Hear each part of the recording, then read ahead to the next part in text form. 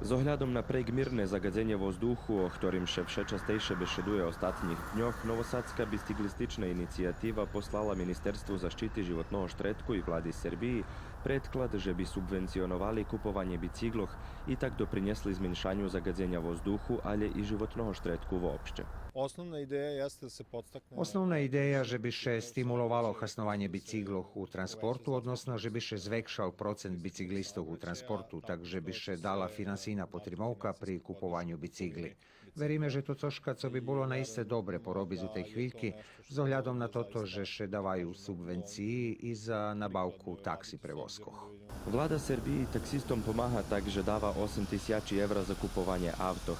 Ta zo Novosadskej bicyklističnej inicijatívy predkladajú, že by šo vedli i subvenciji za kupovanie bicykloh, ktorí by boli holem 100 €. U Novým Sadze jest kolo 100 km bicyklističných drážkoch i približno 30.000 bicyklistoch.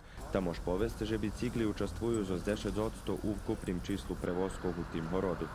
So s eventuálnym prilapjovanjem toho predkladu číslo bicyklistov by še mohlo dodatno zvekšať, co by nielen zmenšalo zagadzovanie životného štretku, ale by i rozterchovalo transportné dráhy i parkingy.